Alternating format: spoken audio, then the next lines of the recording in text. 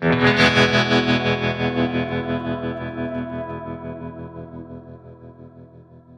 think we're ready to go. This is the Mama Tried Flat Out Friday podcast, Philly edition. We're with Matt Stout. And wait, what's the date? It's October 29th. 2022. 22. Yeah. Very good, very good. And we're with Matt Stout and Jeremy Procco. Matt, where are we? We're at the Philadelphia Art Museum, Center City. Beautiful day, really nice for October. Super nice. I'll tell you what, we're facing into the sun. That's keeping us nice and warm. Yeah. And these things, I don't know how old these steps are, but nice and warm for us. Yeah, nice and warm. A lot of history in this city. For sure, and thank you for touring us around and being our concierge of the city. Yeah, I don't know that much, but I mean, we got around. We had a lot of fun last night with the Phillies win. Yeah, that was funny. Phillies in 6. Is that a thing? It is now. And the Phillies won, and it was really exciting and grand. And we are here now in front of the world famous Rocky stairs. Mm-hmm. Yeah. And sitting on the steps of this world famous statue of this guy. Monument. Yeah, pretty sure it's George Washington. George Washington. Yeah. And a cool elk. I mean, we'd know, if he was on a Harley, we would know a little bit more about it, but yeah, exactly. He's on a horse. Well, Matt Stout, here's my plan right now. I'm telling a plan. I'm exposing my hand. Who you are, and then you're going to tell us how you got there. So Okay. why are we doing a podcast? Why are our worlds connected? Why did we connect? We connected a little bit over a year ago, and just sharing motorcycle energy. In Seaside. Yeah, in Seaside at Cheap Yeah, Thrills. yeah. What a time that was. It was great. Tell me a little bit more about that energy, if I can. Sorry to stop your train of thought. I like where you're going. Yeah, no. Geez, we were in Seaside, and I heard you guys were coming out to Seaside, and that was going to be cool. And there was like some mini bike racing going on, and I had some antique mini bikes, and I loaded like 5 or 6 of them up in a box truck, and me and Katie drove down, and I was like, well, yeah, if we're racing mini bikes, and someone, I think it was Andy that made the connection, Andy Clark, was like, yeah, bring some more mini bikes, because we only got 1 pickup truck and like 4 mini bikes. So I was like, I got you, like I'm gonna roll in heavy, and I did. You rolled in heavy, and you thought it was cool. It was fucking awesome. And I thought it was well, cool. also the thing that I thought was cool was we were outside and our truck got parked in at the motel, and you pulled up with that roll top van. And you're just like, let's just take the van. Let's put all the shit in here. Yeah. Like, let's do it. And it was like, fuck yeah, let's do it. We even had some bodies in the back, at least a good number of bodies that were in the back of that box truck. To get everything over to the race, to the racetrack and the show area. So that was cool. Yeah, that was cool. That was a really good time, and then that started. We kind of got each other's attention, and we were like, wow, that was cool. And then it just kind of get going. And how did you get into boonie bike racing, and what path you're building FXRs? Yeah, I was playing with choppers for a long time, and then transitioned that into bikes that I could actually ride long distance, which would be FXRs and stuff like that. So that whole thing was doing what it did, and it was kind of I wasn't going to a lot of events, I wasn't going to a lot of shows. I was really just doing this stuff for myself. Playing with my shop, trying to keep it low key, and then 2020 I went to your Flat Out Friday. That was supposed to be the Flat Out Friday. Ill fated. A sad story. Yeah. But they raced mini bikes at the Iron Horse, and I showed up with my buddy Jason Nuss, who I got in the car with him, barely knew him, barely knew Jason at the time, and I was like, you're going to this Flat Out Friday thing, huh? And he's like, yeah, man, yeah, you want to go? I'm like, hell yeah, let's do it. You drove from Philly. So this area. Yeah. Yeah, so we drove there in a Subaru, and I was like, yeah, they race like mini bikes here, don't they? He's like, oh yeah. I'm like, let's stop at Tractor Supply and fucking buy one. No way. Yeah, and he's like, I think you gotta like sign up. And I was like, well, what, fuck that. Let's go to Tractor Supply. So we didn't end up going to Tractor Supply. So we got to the museum and whatever, and then the race got canceled. But then they started racing at the Iron Horse, and I was like, get the fuck out. I didn't know one person except for Jason, and I was like, this is where I need to get plugged into this. And that was in 2020. So then I kept doing the thing with the FXRs, and just kept understanding the motorcycle energy. And again, back to the energy thing. So that really taught me a lot about motorcycling. Prior to that, it was like, I'm going to build a cool motorcycle, I'm going to take it and gonna show it to people, and I'm just gonna go home then, you know. And then it was like, well, mini bikes and FXRs aren't the same thing, so that's not my. No, but the idea is like all motorcycles, and that's what I learned with, rubbing elbows with you guys, which is all we were doing early on, was rubbing elbows. I was like, that's that guy. This is this other dude, Jeremy, who, whatever, maybe someday. Puts on the race. Yeah, like whatever, you know. So then, and then we got into it. But then you showed up at Seaside and you fucking schooled everybody on your on your mini bike. Yeah, we had. You look like you've been doing it forever, and like that was a hot bike. Yeah. So that was cool. No, that was just an really antique fun. I got off the fucking Facebook Marketplace and threw a motor in. It was nothing special. It just happened to work really good that day. Worked really, really well that day. Everybody's like, "You're the fastest racer I've ever seen," and I was like, "No, I'm just kind of here." There's nothing. Your first race? Fourth, fifth. I'm not sure. Right. I raced motorcycles as a kid, but it wasn't like, not like that. And is there other boonie bike racing in this area? We're trying to start it. Yeah. But there wasn't necessarily then when we were in Seaside. No, it wasn't really a thing at all. No, so Jason and I were sort of determined. Jason Nuss, the guy I keep talking about, we were determined to like sort of start the boonie thing. Mm-hmm. We're like, dude, we gotta sort of duplicate this. So we did like a small little race at some swap meet, and everybody loved it and everybody cheered and we totally like nailed the vibe. That was really cool. And then it was the Seaside, and then it just kept going. Cool. Yeah. And so how did Stout Boonies? If I'm fast forwarding, am I jumping? You're doing great. Am I jumping too far? You're crushing it. No, I'm trying to think if I jump past something. But like, how did Stout Boonies get started in your head? So that was so I'm a metal fabricator, and I've been beating that to death. With metal fabrication, everything's, I can grind it this way. I can, so I've been working. But not just bikes. Not just bikes. No. So my main job is I own a metal fabrication company. And we fabricate everything from architectural stuff, fancy hanging shelving for bars and restaurants, custom doors, etc. All like the really high-end furniture. So that really, so I built a business off of that. That parallels motorcycle building very, very well. Although it's very important to keep that. For me, it's really important to keep the two separate. So I fabricate metal for money, and I fabricate motorcycles for me. And that's what, and that I found a really good balance there. I tried to do the motorcycle building as a job, and it was just like this is not, And I have a lot of respect for the guys that do that. Yeah. But it definitely wasn't for me, because the motorcycles would come in the door as people, and then it would be like they would sort of leave as friends. So that wasn't really good for business, so to speak. So I wasn't going to be able to retire off of something like that. So then it was build fancy furniture and do it really, really well to pay for my expensive hobbies. Okay, motorcycle building. So then the Stout Boonie sort of was born. The idea was born immediately in 2020 as these dudes are racing these highly modified mini bikes. I'm like, we could build the coolest boonie bike ever. And Jason and I had many talks about it. And I'm like, Jason, we got to build boonies. Yeah, we should. I'm like, you do understand that we can build like the sickest boonie, the motorcycle world has ever seen. And he's like, I know you can, So, and then this past year, I'm like, all right, we're doing it. We're gonna meet once a week. We're gonna, and he was a big design influence on that bike. So, the idea was like, let's build a couple mini bikes. And I can't, I get like a little carried away with things. So, and that's just my personality. So, it was like, well, let's build a couple mini bikes. And I'm like, well, if I'm going to build a couple mini bikes, I can make fixtures and tooling and collect all the data to build 1,000 mini bikes. So then that's kind of what I did for like 4 months, was refine the manufacturing process of building this one mini bike. Well, that's really, it's super cool, because when you showed up to Sturgis with all of them, they were just like super unique and like they handled really well. And what was when you first, like, what were your design goals? Like when you, like the very first, like the back and napkin stuff, like what was like the first thing, like this is the thing we have to overcome?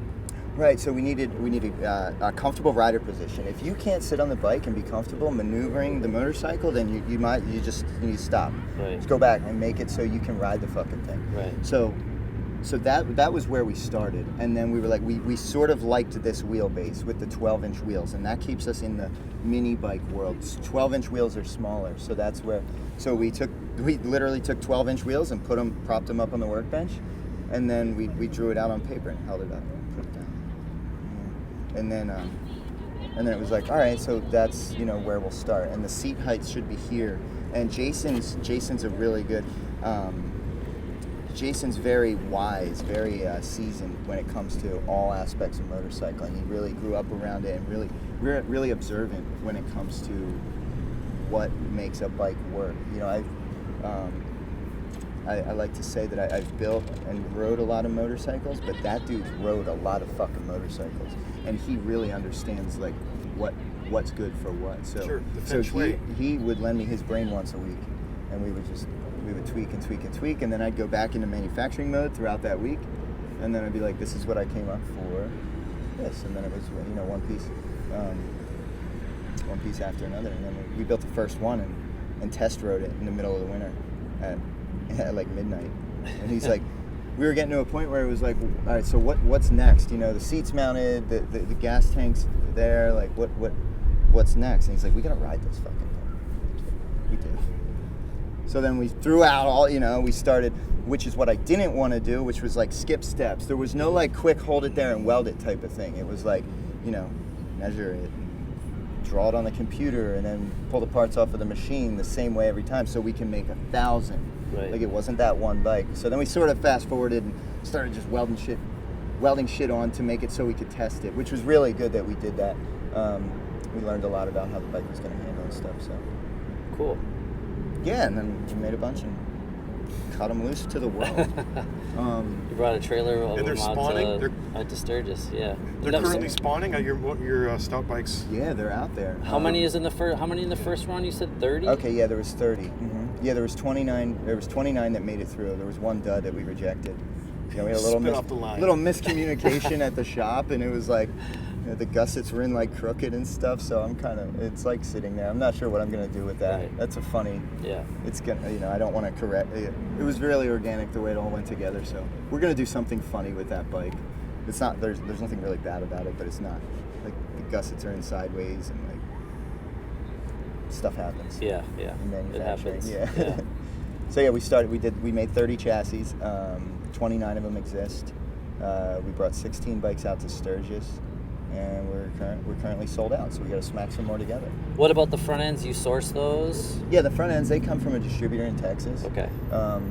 As it was like Google only gets you so far, so I really started to have to beat wholesale motorcycle parts, and it's just like, okay, well, you call this guy. So finally got someone on the phone. I'm like, hey, what's the deal here? So we're sort of buying the parts wholesale for not really, buying 30 parts at a shot isn't. That's not really wholesale. That's like, that's just like, that's a lot of parts, but it's not a lot of parts. Right.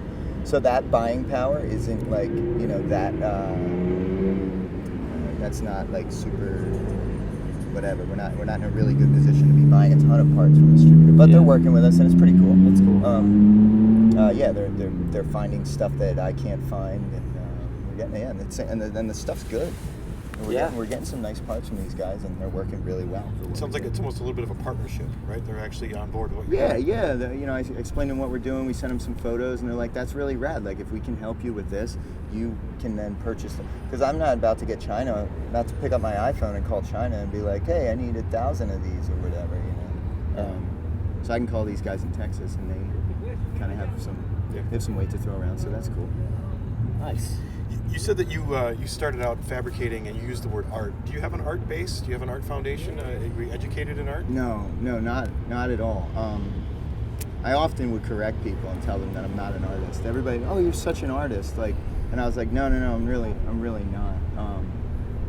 Not until recently that I understood what art kind of meant, and I don't, there's probably things in there that I don't, that haven't. That's art. But that's classic. So, that's classic art. You have an idea of flow and vision, right? Design, yeah. And design, yeah. Right, yeah. So I've often referenced back that like even taking a stock motorcycle and bolting different parts on is a way of art in a way. So I used to correct people when they would call me an artist, but recently I'm just letting it ride. Well, so you have no formal design training? No. So where'd you cut your teeth? I cut my teeth in my father's truck shop. My father had a wholesale produce company and a trucking company, and it was, and then we had we had a welder and a chop saw, and that was it. That was all we had for fabrication equipment. And I was drawn to that stuff. I'm not really sure why, just because I like to build things and I like to make things work, and I liked, I was a gearhead. It was fucking wheelie tractors. It was a lawnmower that I'd cut the front off and turn it into a trike with handlebars and shit like that when I was like 12, 13. And then that just kept going and going and going. When I was like 18, 19, my friends were like, "Oh, you're a really good welder." And I'm like, "Yeah, you're fucking right I am. Like, I'm the best welder ever. You see this? That's a Miller MIG welder. This thing fucking kicks ass. I could build the world with this thing." And in some ways I did. Yeah. So yeah, I took that machine and yeah, fucking right, I'm a good welder, and put an ad on Craigslist. And then I was traveling into Philadelphia building handrails as a kid, just like, yeah, because my friend told me that I was good at welding. So it was like, I guess, the moral of the story, you could just do, if you want it, just tell yourself that it's working and it'll work. Everybody always has that moment, and that was your moment of your fork in the road of your formative years. Yeah. And it was the stoke of your friend. No, it really was. And it was, I think we were building go-karts with YZ80 motors on them at the time. That's exactly what we were doing. That's cool. He was building a YZ80 go-kart. I was building a YZ125 go-kart. And we were racing them on the street at night, doing 90 miles an hour on the back roads with a fucking flashlight taped to the front.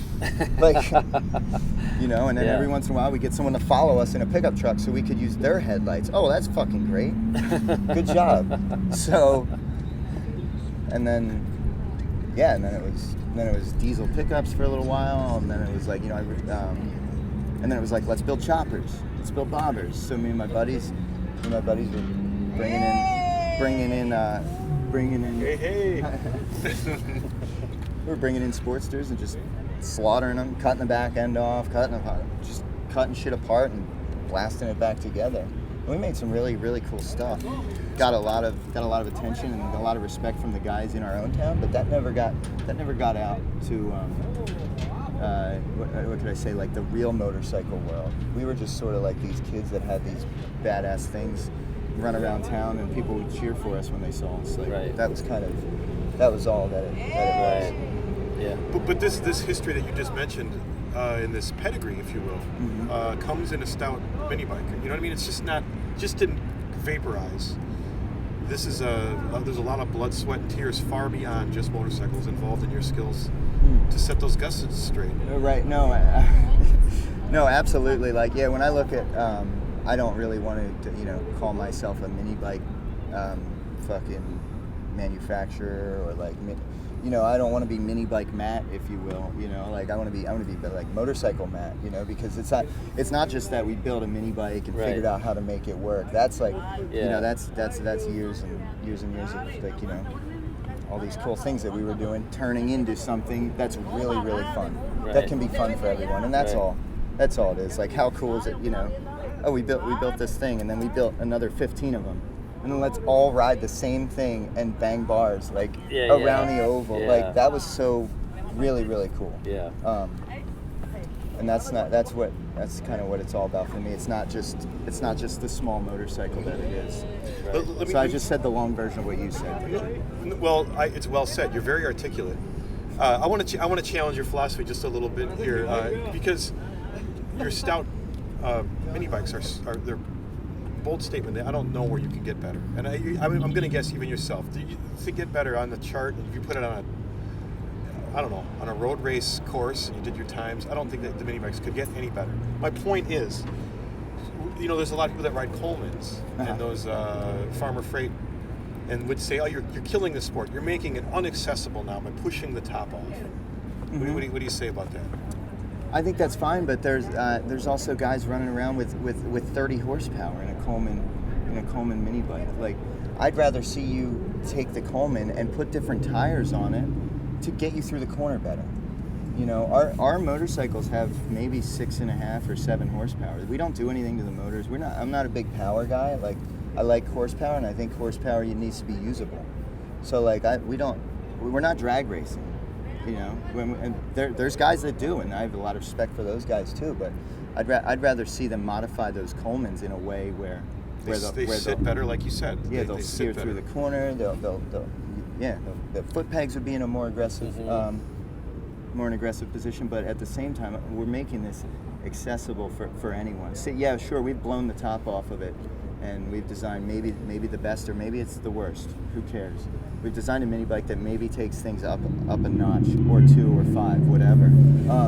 But that's also accessible. Hell yeah. Well, I mean, I think the other thing is with the just off-the-shelf old stuff, that was just made to go up and down someone's driveway, right?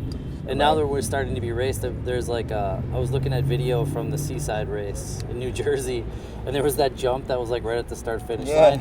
And 3/4 of the bikes, of the mini bikes that went over that jump, when they landed, the handlebars are yanked out of their hands, their feet would come off the foot pegs, their butt would come off the seat. That's where all, like, they're just not really made for how much the new mini bike racing world is pushing them, right? So it's like, I think it's great that, you know, you've risen to the challenge to like make something that just performs a little bit better. It's still using the same power plant, you know, but at least you're not killing people and like shredding people's shins, you know. So there's 2 thoughts that I'm going to add to that. Is like, so the old story, oh well, the mini bike, it runs fine but the brakes don't work, right? How many times have we heard that? Or the throttle stuck and it didn't have brakes, so I crashed the fuck out of it. Do we really want those bikes on the track? Right. Nothing against anyone's mechanical ability, but a lot of mini bikes don't. The mini bike I raced at Cheap Thrill had shit for brakes. And I was flying around on the track. If I would have lost a little bit of control, I wouldn't have been able to stop before hitting the crowd. Yeah. So we've made something that has great brakes right out of the box. Additionally, there what was the? See, this is where. It's all right. Give me 1 second. There was one more. Well, they're safer. They're ultimately better machines because everyone involved is performing better. Yeah, they handle better. And I'm trying to help you fix that last point, but it'll come to you. Oh, so there's like some talk about these really wild mini bikes, right? 30 horsepower, 2 strokes with all sorts of stuff, and crazy clutches that cost $1,000. And all this stuff, and rear suspension, and the best front all-in suspension on it. Like, I think everybody should do whatever the fuck they want with their mini bike. Right. But now we have all these different levels. Oh, that bike's too badass to race here. That bike has $1,000 rear shock on it, and whatever. And I'm not calling anyone out or anything like that, because I don't take the sport that seriously. I just like to create things. You know what I mean? So whatever, I think everyone should show up with whatever the heck they want. However, if they're started to become a mini bike rulebook, perhaps we've proven the rigid rear suspension, the no front brake, the 12-inch wheel. Perhaps this is something that we could look at as it can sort of fall within these parameters. Yeah. Maybe. And I don't really want to change the sport, but maybe that's... Yeah. I agree in less rules, simply because any rule is very difficult to enforce. Yeah. And myself as a promoter, again, I like the community and the people the most. And so when someone drives out 4 hours to one of our events, and I have to turn them away because they have shocks on their motorcycle, and I've done everything I can to make what I'm trying to do accessible, I don't want rules. But I will say there is a change I want to do with this next Flat Out Friday, inspired by what you're doing, and that's make an A class and a B class for the booty bikes. So maybe that's it, right? It's probably time. Yeah, and I understand exactly what you're saying, because we threw that event up here in Pennsylvania, about an hour north of Philadelphia. For anyone who's listening that wants to come next year, and people are like, "Yo, can I run my can I bring my whatever? What are the classes? What are the rules? What's the racing?" And I simply put it this way: we're more interested in having more laps for more people than we are in turning someone away because they brought the wrong equipment. Sure. That's sort of what it's all about. Exactly. And like you said, Jeremy, before, mini bike racing is fun because it's funny. Like, so if someone's, you know, it's really great because it's an accessory to like a more serious version of motorcycling. Whether the mini bike racers do partake in that level of the sport or not, you know. Yeah. Well, I said this at the last event. I never want to take away from what's happening on the track. I just think that enhancing the relationships in the pits only enhances what happens on the track, not changing. Racing is racing. If you and I ran around this tree right now and we agreed we're going to do it as hard as we can for a cheesesteak, it's going to be a lot of fun. Right. Right. So what else? What else? So that brought us. We know who you are. We appreciate it. You told us basically how you got there. Mm-hmm. What's going on today? What do you expect to see today? Today, yeah, this is the 22nd of Madness. So we're taking your Flat Out Friday, philosophy, and we're just we're not changing it at all. We're just putting our own little Pennsylvania spin on it. So we're throwing a celebration over at Cameron Smith's house in his family's backyard. In Coatesville, Pennsylvania, which is an hour west of here. We gotta get over there. But we've set up a track. You reached out to me and you're like, hey, you want to throw a race at Cameron Smith's? And I'm like, can you call me? I can't understand what you're trying to. So I'm like, yeah. That's a separate subject. So Jeremy Prox, translating Jeremy Prox text messages. So we did this little party thing, and our party up in Pennsylvania, that was a party, right? That wasn't a race. I call that a party. It was a bike night that we threw. So all motorcycles were welcome. We built a mechanical bull. We had bumper cars. We had all sorts of crazy shit going on. And then the mini bike racing was maybe the main attraction. You saw that and you're like, dude, you have boots on the ground in Pennsylvania. You can help me pull this Cameron Smith celebration off. So we're celebrating the end of a good season for Cameron. He finished third in points. And we're throwing him a mini bike race. Yeah. And that's going on today. Halloween party / Halloween party. Halloween party. We're gonna do a costume race. We're gonna do all sorts of cool shit's gonna happen. So that starts at 6 p.m. and I'm really looking forward to that. It's been really cool working with you on it because I always admired you on a level of, how is this dude doing this? And what, I've said to Katie, my girlfriend, I said, I really wish I could get in a car with Jeremy and talk to him, not about motorcycles, for 2 hours. Right. I want to understand his head because I've sat in the riders meetings and I'm like, I'm big on not figuring people out, but feeling your energy and saying, what is he saying? What does he really mean? What's he thinking when he leaves here and stuff like that? So this is a really special time for me. Has the curtain been pulled back? A little bit, it's been fun. This is really cool for me, and I've been manifesting this in my brain and I didn't think it was going to happen like this, or didn't see this happening, but I have been manifesting this interaction. I really appreciate your organization too, as well. So this relationship is both ways inspiring. My high school teachers would beg to differ, but I think you certainly fall under the umbrella of the people that we attract, just raw energy. You mentioned you got a text to me that said, hey, you want to throw a breeding back race at Cameron Smith? That's the energy that I go off of. I most of the times I'm doing really well in life. This is one thing I'm bragging about. I think I'm pretty good at in a crowd of people being like, that person, I want that person right there to be part of what we're doing. Very cool. And of course I've made mistakes, but for the most part, I can feel it, and that's the art of what we do. It really makes my heart happy. Yeah. And so he's pulling you out of a crowd that guy's got it. Yeah. Also in Rick, with Chicken Fried Rick, right, helping out, and you guys at breakfast this morning, you guys even used the word spreadsheet, when you were talking about getting organized. So it's all right, this is good. You guys are taking it very seriously. Rick's so fucking good. rad. Yeah. So you messaged me. You said we were gonna get on a call, and I totally let the cat out of the bag. I called Rick because I was afraid you were gonna forget to, and Possible. I was like. They were like, Rick, word vomit. Rick, this is what's going on. We're fucking doing this thing. Cameron Smith, Flat Out Friday, chicken fried, Stout Booney. It's going to be out of hand. And he's like, dude, I'm so down. And I'm like, this is sick. Because we never, we bumped into each other. We're friends. We never got to work together on never got to work together on anything except for clapping at a race or, bumping fists on the line. We've hung out many times, but we never did get to work together. So that's a whole nother layer of doing what we do, which is share energy for let me focus a little bit on that. I get off, for lack of a better word, of organizing fun and things. You've seen both sides participating in organizing.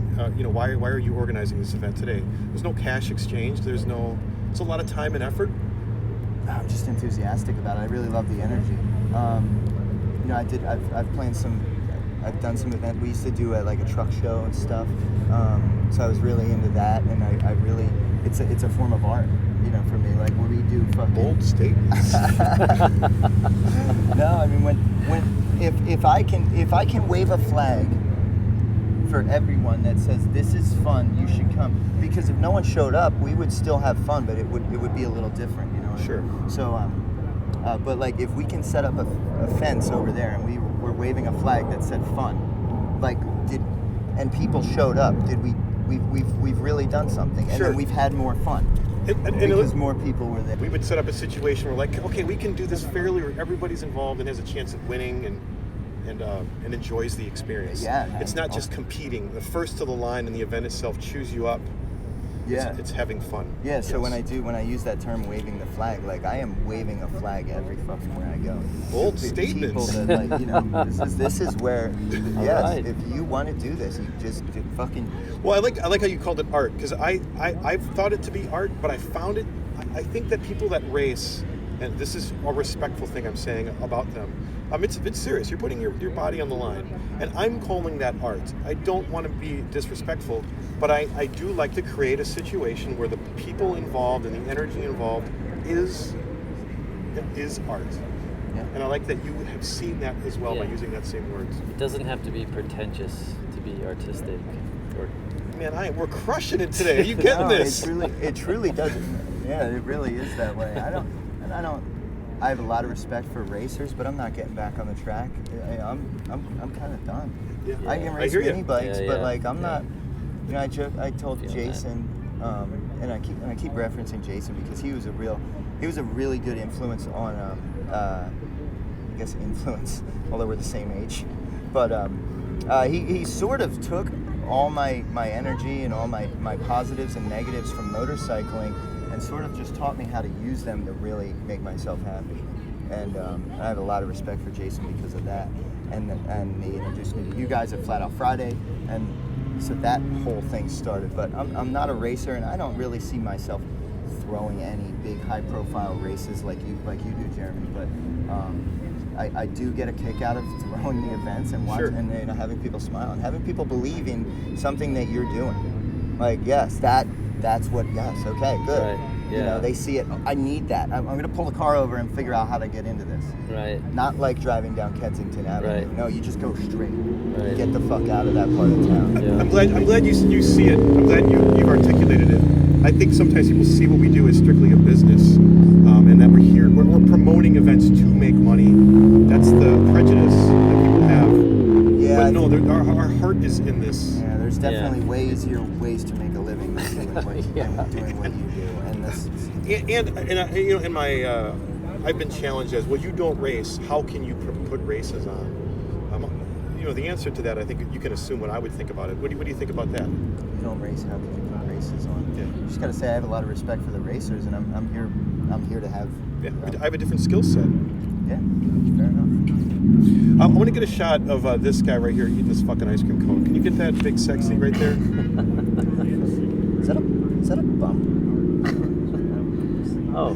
Fucking big sexy. Who bought that to the ice cream? Oh my God. Jesus Christ. Okay. Get a job. All right. Well, we gotta head over to Cameron's. Yeah. All right. So thanks, Matt. Thanks for This is being Matt with us. Stout Hey, on the Mama Tried Flat Out Friday podcast. Thank you, Philadelphia. Thanks, guys. Thanks for having us. Welcome to Philadelphia.